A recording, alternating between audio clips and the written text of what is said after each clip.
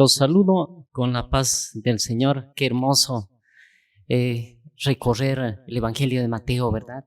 Cada parada, cada instante que tenemos nos da para meditar, para escudriñar, para descubrir esos tesoros que tiene nuestro Señor. Y en esta oportunidad vamos a tener el estudio de Mateo capítulo 5, versículo 13 al 16, la sal y la luz. Y yo quisiera iniciar directamente juntos leyendo la palabra del Señor, como habíamos indicado, comenzando del 13 hasta el 16. El 13 dice así: vosotros sois la sal de la tierra, pero si la sal se desvaneciere, ¿con qué será salada? No sirve más para nada, sino para ser echada afuera y hollada por los hombres. El 14, vosotros sois la luz del mundo. Una ciudad asentada sobre un monte no se puede esconder. El 15, ni se enciende una luz y se pone debajo de un almud, sino sobre el candelero, y alumbra a todos los que están en casa. Así alumbre vuestra luz delante de los hombres, para que vean vuestras buenas obras y glorifiquen a vuestro Padre que está en los cielos. Yo quisiera que oremos juntos. Sin la dirección de nuestro Señor, este tiempo sería inútil. Padre bendito, en nombre de Jesús, te doy gracias por este día. Te pido que seas tú a través del Espíritu Santo llevándonos a toda verdad. Que cada uno de mis hermanos que están viendo, que están escuchando a través de las redes este estudio, puedan comprender lo que tú quieres hacer llegar a cada familia, a cada uno de tus hijos, a todos nuestros amigos, a todos quienes están dispuestos a escuchar. Gracias, Padre, en nombre de Jesús. Amén y amén. Qué hermosa palabra, ¿verdad? Pero aquí vamos a ir desarrollando parte por parte algunas cosas. Por ejemplo, usted en la lectura ha notado, ¿verdad?, que en el versículo 13 y el 14 utiliza una palabra muy conocida en nuestro medio que dice vosotros sois. Vosotros sois. Y este pronombre, ¿verdad? Este pronombre que es vosotros incluye a varios. No dice tú, no hace una particularidad para referirse a una persona en concreto, sino utiliza el plural, vosotros. Entonces, si comprendemos, desgranamos esto, podemos entender que es un mensaje a la iglesia. Es un mensaje para todos nosotros. No es un mensaje para una sola persona, para esa persona que quizás como el llanero solitario quiere pelear por una verdad, aislándose y con una propia luz muchas veces. Eso vamos a estudiar ahora en esta noche, que no es lo adecuado. El mensaje es a vosotros, el mensaje es a la iglesia, ¿verdad? Y en el 13 y 14 también es importante diferenciar una cosa. En el 13 dice, vosotros sois la sal de la tierra. Y en el 14 dice, vosotros sois la luz del mundo. Hay una diferencia, la sal es de la tierra y la luz del mundo. Son dos características que vamos a ir desgranando, vamos a ir meditando ahora. ¿Le parece interesante, verdad? ¿Le parece que estamos en secuencia? Me gustaría que este mensaje sea práctico, que podamos juntos ir meditando. No quisiera entretenerme en conceptos que no podamos alcanzarlos o que puedan dar lugar a pensar que es demasiado complicado.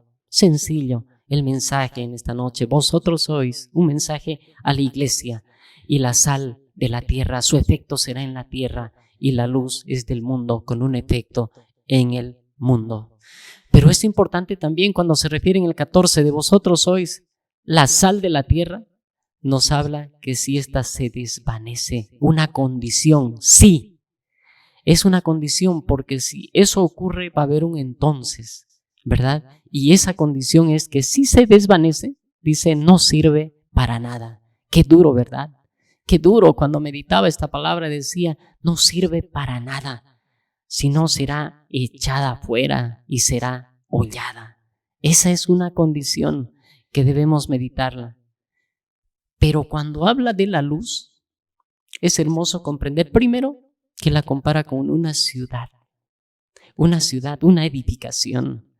Es decir, que no es tu propia luz, además que la luz en sí es Jesús y tú eres el reflejo de esa luz. Y junto con otros hermanos vas a ser como esa ciudad edificada sobre un monte. Y esta ciudad edificada sobre un monte no se la puede esconder. Así no la quieran ver, así no puedan hacerse los distraídos, terminarán viendo, porque esta luz no se puede esconder, y mucho menos si está en un monte. Pero dice, ahora sí usa el particular. Ni se usa esta luz para ponerla en un almud, si la pones en una caja, en algo que no brilla, sino esa luz está hecha para ponerse en un candelero, en un lugar alto, para que brille, para que alumbre. Es decir, tú estás hecho para ponerte en un lugar de eminencia, de prominencia, para que brilles y para que seas esa luz. Amén. Entonces hemos hecho un detalle, una introducción al principio. Ahora vamos a desarrollar parte por parte. ¿Qué es ser sal y qué es ser luz a la luz de la palabra? Te invito a que puedas abrir tu Biblia para que vayamos juntos meditando cada una de estas palabras utilizadas en nuestro estudio de esta noche, de este Evangelio de Mateo, en el capítulo 5, del versículo 13 adelante.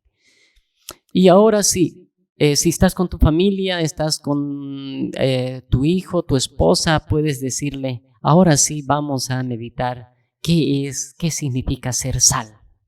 ¿Quién no conoce la sal? Todos, ¿verdad? Todos la hemos visto, la conocemos. En nuestro país hay un hermoso salar de Uyuni. ¿Y quién no ha escuchado?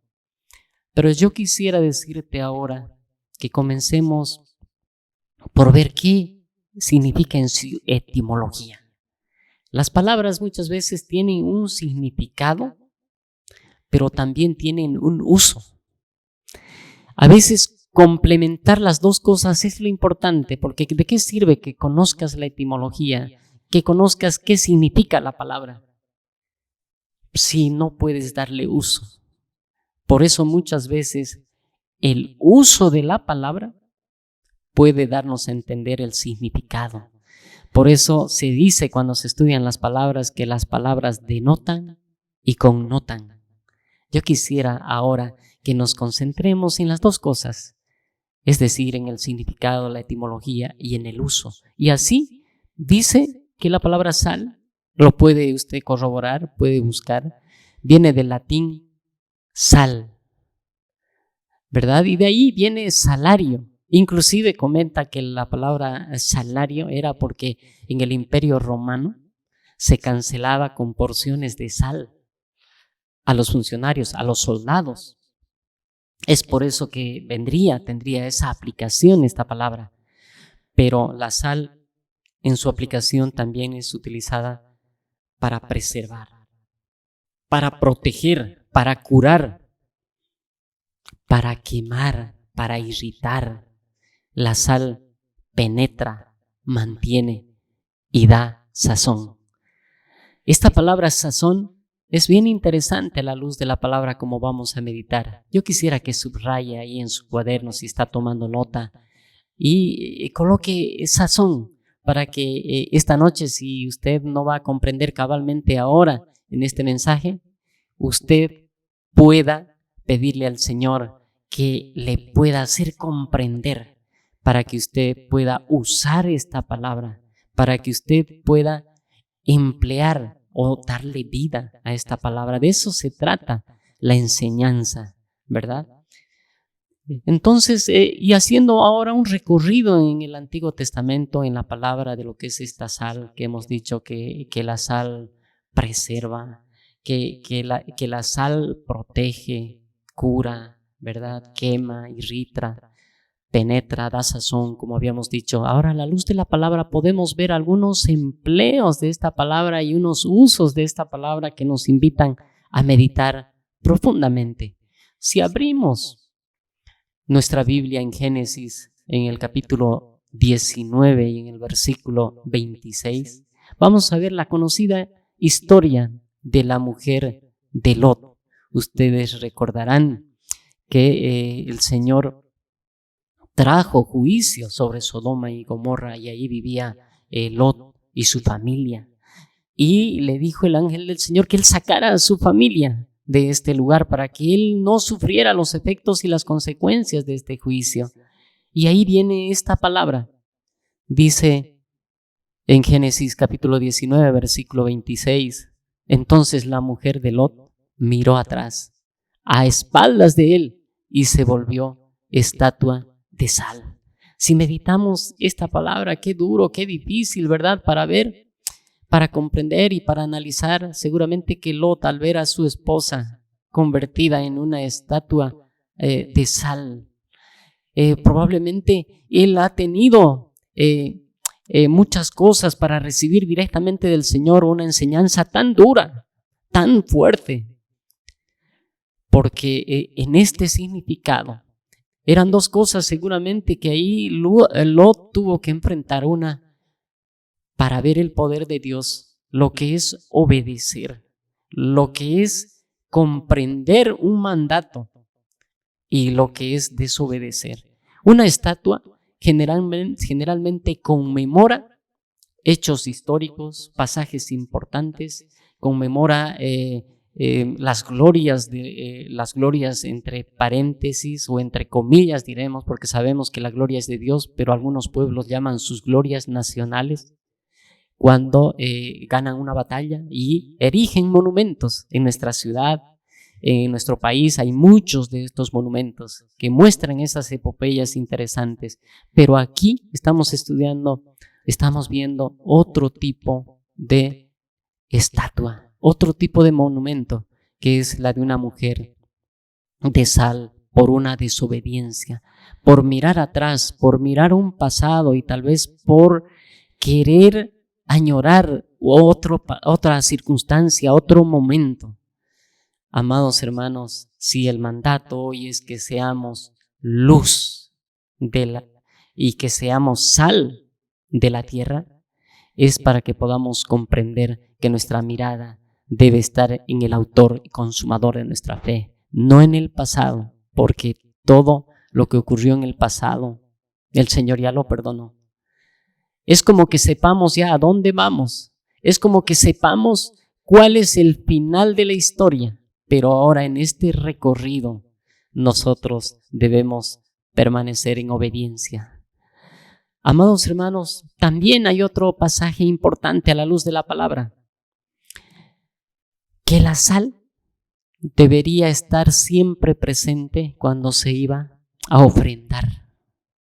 Siempre debería estar en este lugar, y así lo dice Levíticos. Si podemos abrir su Biblia, puede tomar nota y después también puede buscarlo.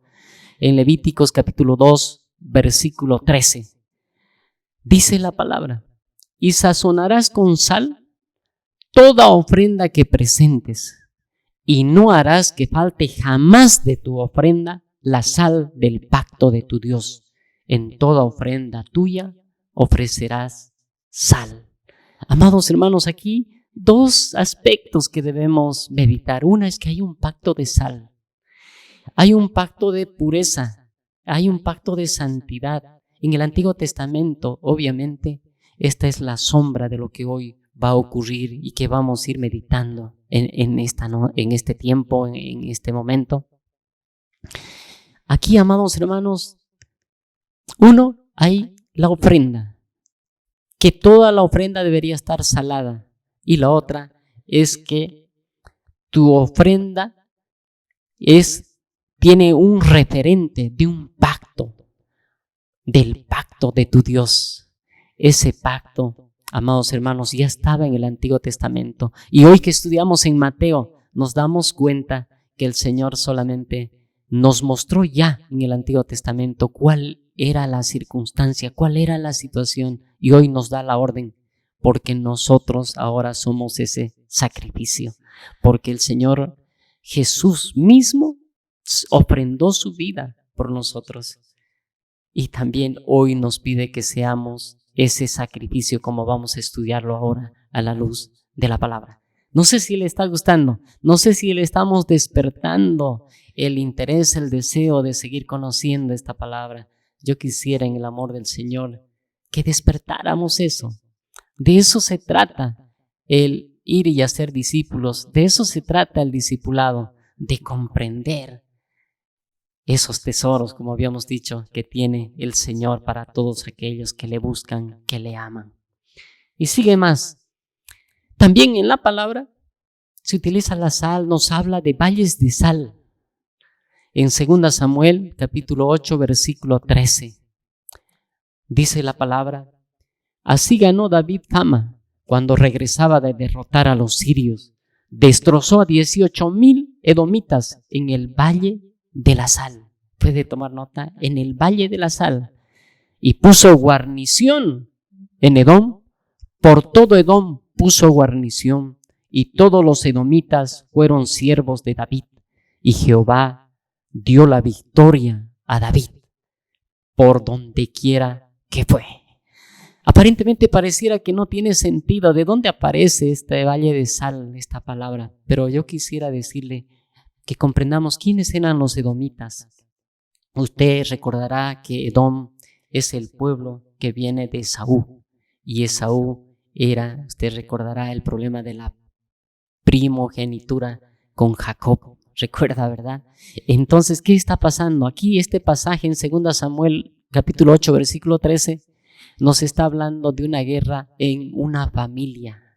Nos está hablando de una guerra, prácticamente David estaba peleando con sus primos y había derrotado a 18,000 de ellos, y además había puesto guarnición en este lugar. ¿Qué significa guarnición? Esa palabra guarnición es similar a la palabra gran cuartel, que se llama hoy, donde está el puesto comando, donde se establece un control total de ese lugar, de esa zona geográfica. Y ustedes verán, amados hermanos, que el Señor le da la victoria a David en el Valle de Sal. Entonces el Valle del Sal puede entenderse como el lugar donde podemos estar presentes en la pelea al interior de la familia misma, al interior. Dice la palabra que no se puede ser profeta en nuestra tierra, porque a veces ahí tenemos la familia, ellos nos conocen, ellos tienen muchos elementos para podernos decir de una u otra manera. Sin embargo, hay victoria. David venció en este valle, y vamos a estudiar en esta noche por qué es posible esa victoria. Y ya avanzando en esta parte, también quisiera decirle un pasaje hermoso que nos conmueve, que también en el Antiguo Testamento, a la luz de la palabra, nos muestra que la sal también fue utilizada para limpiar las aguas, para sanar las aguas. Y es así en 2 Reyes, capítulo 2, versículo 20. Puede apuntarlo. Es un hermoso pasaje. Si usted puede leerlo todo el capítulo, sería hermoso, y recibir esa enseñanza que el Señor, que el Espíritu Santo quiere darle directamente a usted. Dice esta palabra: entonces él dijo: traedme una vasija nueva. Está hablando del profeta Eliseo, de aquel que heredó la unción, que pidió doble unción a Elías, su maestro. Usted recordará, ¿verdad? Por eso dice: entonces él dijo: traedme una vasija nueva y poned en ella sal. Y se la trajeron. Y saliendo él a los manantiales de las aguas, echó dentro la sal y dijo: así ha dicho Jehová, yo sané estas aguas, y no habrá más en ellas muerte ni enfermedad. Qué hermosa palabra, ¿verdad? Qué hermosa palabra. Y aún si retrocedemos un versículo antes del 20, en el capítulo 2, versículo 19, hay algo hermoso. Nos dice la palabra que el lugar donde estaba Eliseo era un lugar bueno. El lugar geográfico era bueno, pero las aguas eran malas. ¿Y qué pasaba con la tierra? Y la tierra dice que era estéril, no daba fruto. Entonces, ¿qué fue lo que sanó? ¿Qué fue esta agua con sal? ¿Qué fue lo que hizo la sal? La sal sanó de la esterilidad.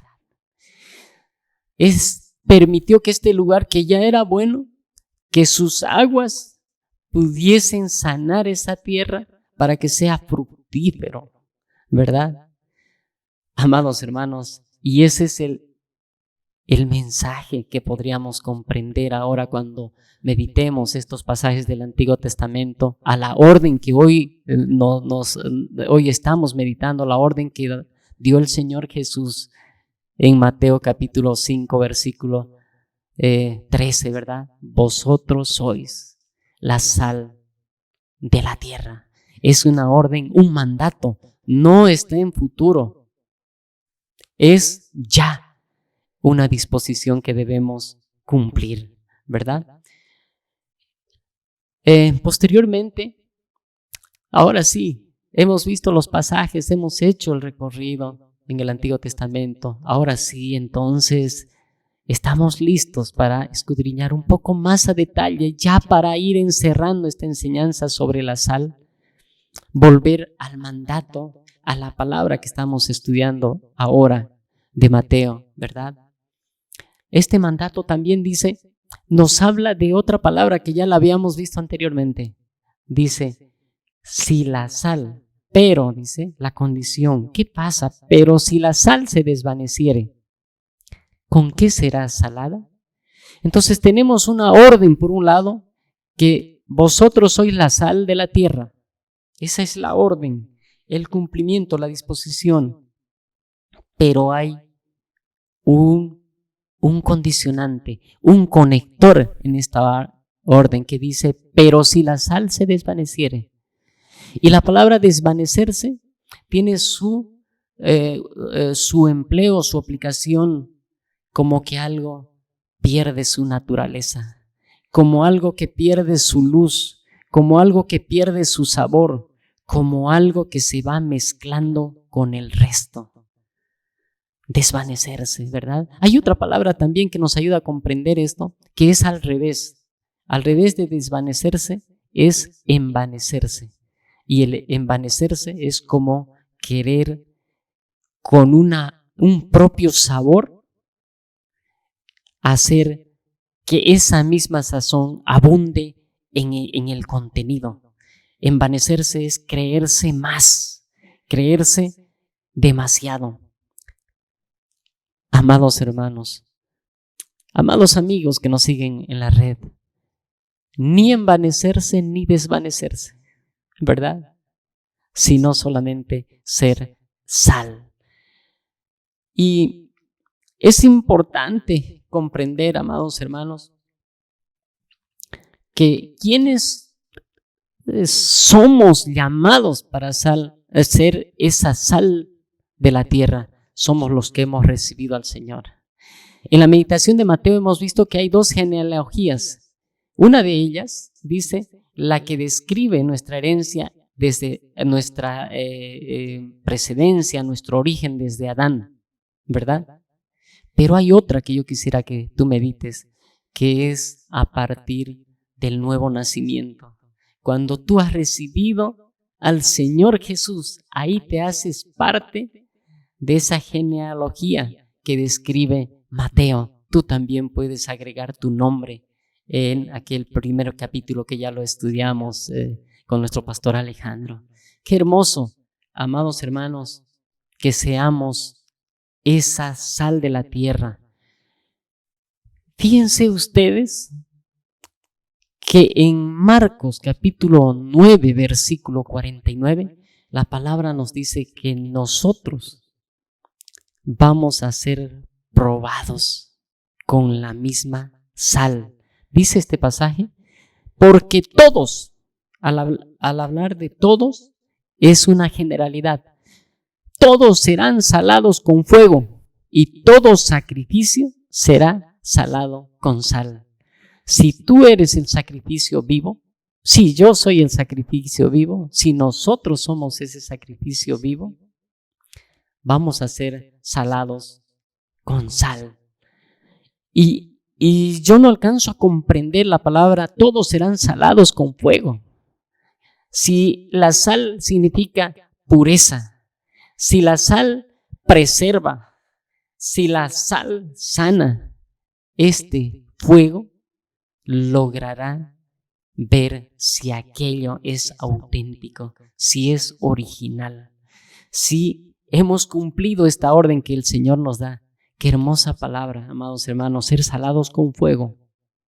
Y todo sacrificio, toda persona, todos nosotros que somos los hijos de Dios, estaremos dispuestos también y seremos salados con sal. Y dice la palabra continuando en Marcos capítulo 9, versículo 50. Buena es la sal, mas si la sal se hace insípida, ¿con qué la sazonaréis? Tened sal en vosotros mismos y tened paz los unos con los otros. Tened sal en vosotros mismos. Amados hermanos, entonces estamos llamados a ser la sal del mundo. ¿Y qué es eso entonces? Hoy podemos comprender que ser la sal es que podamos preservar, que podamos sanar, que podamos purificar. Y es cierto, la sal puesta permite, ocasiona un ardor, un dolor, porque la sal está limpiando. Más así, la palabra nos dice que somos llamados, ¿verdad? Somos llamados a que nuestra palabra, en Eclesiastés dice la palabra que nuestra palabra debe ser con gracia, sazonada con sal. ¿Qué quiere decir eso? Que debemos decir las cosas para limpiar, las cosas para que podamos tener un efecto, un significado de nuestras palabras, porque no podemos desvanecernos o convivir con el mal, ¿verdad? Y el pasaje que les decía, que nosotros somos el sacrificio vivo, está en Romanos 12, 1 y 2. Me gustaría que lo meditemos los dos pasajes. Dice: así que, hermanos, os ruego por las misericordias de Dios que presentéis vuestros cuerpos en sacrificio vivo, santo, agradable a Dios, que es vuestro culto racional. Qué hermosa palabra, ¿verdad?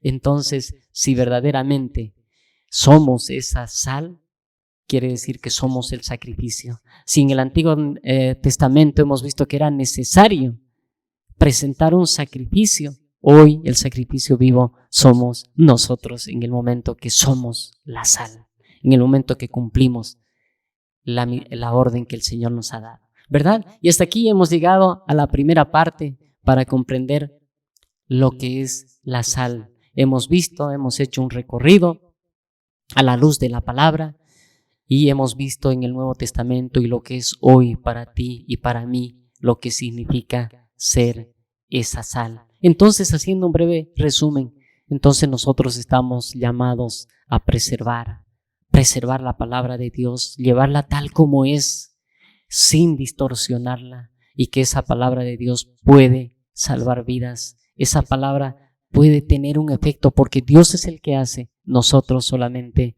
somos enviados por Él a cumplir sus mandatos y sus preceptos, ¿verdad? Y también a la luz de la palabra para sanar.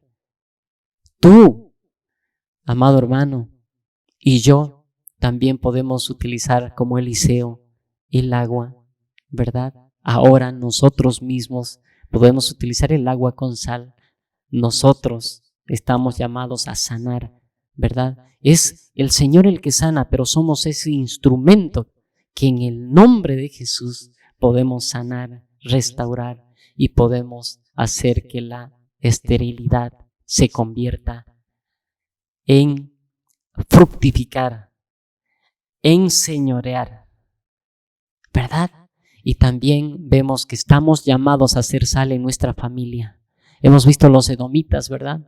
Y si hay dificultades en nuestra familia, nosotros estamos llamados para ser esos pacificadores, esos conciliadores, para que llevemos la palabra de Dios a nuestra familia, para que sea Jesús el que tome el control de esas vidas, y ahí habremos vencido el valle de la sal. En ese valle de la sal el Señor nos dará victoria. Amén. Y ahora pasamos a la segunda parte ya, que es lo que significa la luz. Lo que es ser luz. Pasamos al versículo 14, ¿verdad?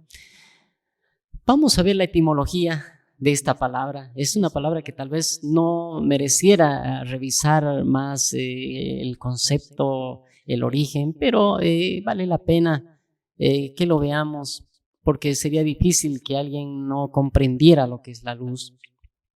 En su etimología esta palabra viene del latín lux, del griego liki, del hebreo or. Fíjense ustedes que estas palabras de diferente pronunciación, diferentes orígenes, pero lo que nos tratan de mostrar todas es lo mismo. Estoy seguro que si usted va al quechua, a algún otro idioma originario de los nuestros, podría comprender que tiene otra pronunciación, otra forma de escribir esta palabra, pero va a tener un mismo significado. En todos los idiomas va a significar luz, mañana, lumbre, iluminación, luminaria, resplandor, vida, aurora, ¿verdad?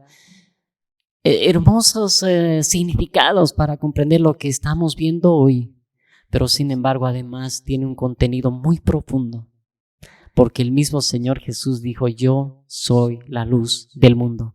Y ahí podemos comprender, quizás no entender la palabra, su significado, pero quizás podemos sentir que Jesús, la luz misma, está en nosotros. Y de eso se trata. Cuando eso ocurra, este discipulado habrá cumplido su propósito, su objetivo.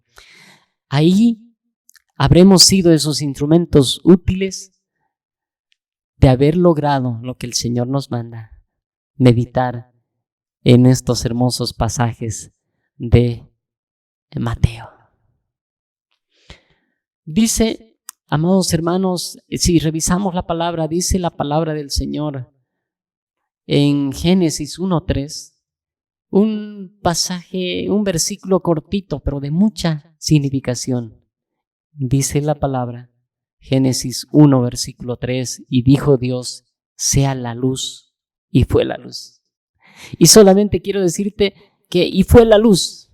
Tal vez nosotros buscamos en la etimología, en el origen, en muchas cosas de explicarnos. Yo solamente quisiera decirte que ahora sea la luz en tu vida, que comprendas que esa luz está en ti, que comprendas que eres luz, eres llamado a ser luz, a reflejar esa luz que hay en ti.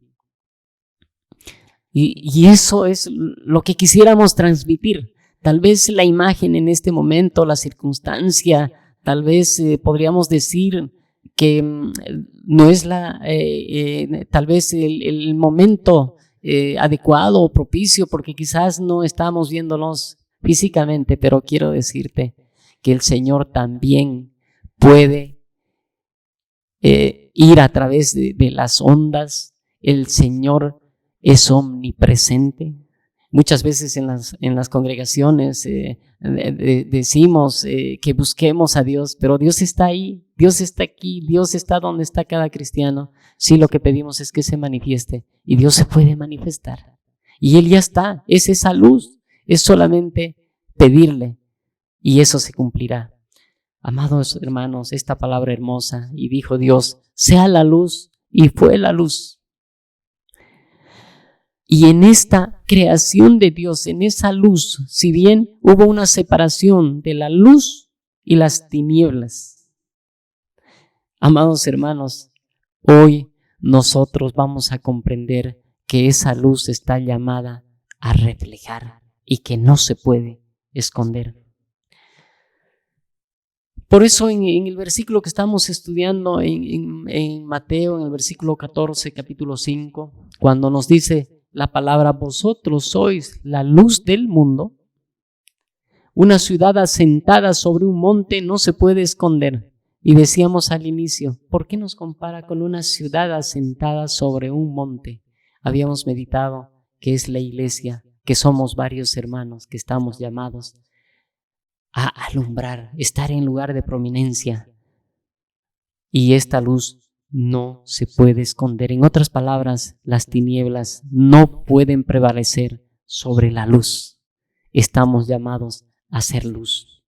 Pero ahí, como decíamos, esa luz, amado hermano, no es nuestra. No estamos llamados a brillar con nuestra propia luz, si vale ese término entre comillas. En Juan capítulo 8, versículo 12, nos dice la palabra. Otra vez Jesús les habló diciendo,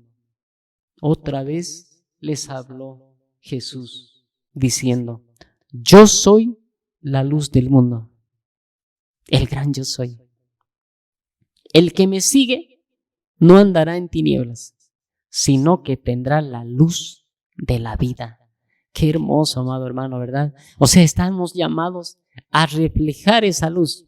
Así, tal vez si vale la comparación para comprender, es como el espejo. El espejo va a reflejar la luz de donde viene. De esa misma manera debemos reflejar la luz de Jesús. Debemos reflejar, y el reflejar indica que debemos pensar como Él. Debemos hacer que nuestros pensamientos sean enfocados en lo que Él manda. Nuestra vida sea como Él anduvo, que andemos por donde Él anduvo, como Él anduvo, y que, amados hermanos, estemos dispuestos con nuestro testimonio, aún tal vez sin abrir la boca, tal vez sin decir nada, solamente con nuestro comportamiento y nuestro andar, la gente pueda decir, hay una luz en ese hombre, en esa mujer, en ese niño, en ese joven, en esa persona. Y eso es que realmente estamos cumpliendo lo que nos dice la palabra en este momento, en este tiempo. Pero hay algo que es importante que lo podamos meditar también. ¿Sabes qué, amados hermanos, la palabra, amados amigos, la palabra nos dice ya que no todos querrán ver esa luz, ni escuchar lo que tú quieras hablarles del Señor. Dice la palabra en 2 Timoteo 4, capítulo 4, versículo 3, dice, porque vendrá tiempo cuando no sufrirán la sana doctrina, sino que teniendo comezón de oír, se amontonarán maestros conforme a sus propias concupiscencias y apartarán de la verdad el oído y se volverán a las fábulas. Qué duro, ¿verdad? Entonces, ¿qué es lo que pasa? Algo que quizás podemos ir desgranando más a detalle. Cuando hablamos de la sal se la puede sentir por el sentido del gusto, ¿verdad? Pero ¿sabes qué? La luz es mucho más grande. Tú la luz puedes sentir por el tacto, la puedes ver, ¿verdad? Tú puedes ver que esa luz, ese resplandor, ese alumbrar, hay unas características de la luz que vale la pena ahora si podemos meditar. La luz siempre va a ir en línea recta. La luz no va en curvas. No va a las escondidas, no va con las indirectas. La luz siempre va de manera recta. La luz va con una velocidad tremenda, tanto que parece instantáneo, ¿verdad? Amados hermanos, son características que nos animan a pensar que al ser luz, nosotros debemos andar como Jesús, de manera recta, por el camino angosto, por aquel camino que el Señor Jesús nos manda que caminemos, y que nuestro resplandor debe ser inmediato, así como fue del Señor Jesús. Y bueno, en esta época donde hay muchas corrientes, muchos pensamientos, yo quiero decirte que tengas cuidado, que meditemos esta palabra cada vez y que le pidamos al Señor que nos pueda dar esa fuerza para que podamos dar sazón a la vida misma, sazón en nuestra familia, sazón en la iglesia, sazón está relacionado también con ese sentido, con ese gusto, con que sea agradable, porque mucha sal no es adecuado, poca sal tampoco, si no es una medida, una proporción adecuada, exacta, ¿verdad? Decirte, amado hermano, amados hermanos que nos siguen por las redes, amigos, decirles que no es fácil alumbrar, ¿verdad? Alumbrar o llevar una palabra o ser sal, ¿verdad? No es fácil cuando no se ha comprendido, cuando no se tiene convicción de aquello. Pero si llegamos a esa convicción, realmente no tendremos límites. ¿Por qué? Porque las tinieblas no prevalecen sobre la luz, ¿verdad? Dice la palabra también que Satanás se disfraza de ángel de luz en 2 Corintios 11:14, cuando está hablando de falsos profetas, falsos discípulos, dice la palabra, y no es maravilla porque el mismo Satanás se disfraza como ángel de luz. Pero no tenga miedo, amados hermanos, las tinieblas no prevalecen sobre la luz. Si Jesús está en usted y usted refleja la luz de Jesús, nada podrá ocultarlo. Entonces, ya en el cierre, después de haber recorrido estos hermosos pasajes, después de haber meditado, yo quiero decirle a manera de conclusión que vayamos encerrando, vayamos meditando muchas cosas. Una de ellas es decirle, amados hermanos, que podamos agarrarnos de esa palabra en Efesios 5:8, que dice esta palabra, porque en otro tiempo erais tinieblas, mas ahora sois luz en el Señor, andad como hijos de luz. Y ese es el mensaje, eso es el cumplimiento del mandato de Mateo 5:13 al 17, ¿verdad? Aislarse y aliarse con el mundo, dos palabras parecidas. Aislarse es el que sale del grupo, el que quiere alumbrar por sí solo, el llanero solitario, que dice que solo él encontró la verdad, que solo a él el Señor le revela, que solo él tiene el discernimiento. Es aislarse. Y aliarse viene cuando alguien busca otra persona, ¿verdad?, para formar un grupo. Y ahí quiero decirle que tengamos cuidado. No podemos aliarnos con el enemigo. No podemos aliarnos a las corrientes de este mundo. Al revés, debemos transformar las corrientes de este mundo a los ríos de agua viva, a las corrientes que dan los ríos de agua viva, que somos los que hemos sido llamados a ser sal y luz, ¿verdad? Entonces, amados hermanos, el no dar sazón, en otras palabras, el de no tener respuestas, el de no lograr hacer agradable una reunión, hacer agradable en la familia, en los grupos conexión, en cualquier actividad, amados hermanos, es porque quizás esa sal está queriéndose desvanecer, pero no, el Señor permitirá que tú te afirmarás, ¿verdad? Y podremos dar el sazón. Y finalmente, debemos ser luz, no por lo que hacemos, sino por lo que somos. A ver si podemos repetirlo para concluir. Debemos ser sal y luz, no por lo que hacemos, sino por lo que somos. ¿Qué quiere decir, amado hermano? Que tu identidad te permite saber quién eres. Si eres hijos de Dios, no te preocupes por el demostrar, sino tú solamente haz lo que te manda el Señor. Y ahí demostrarás que eres ese hijo de Dios, dispuesto a ser luz del mundo y la sal de la tierra. Dios te bendiga.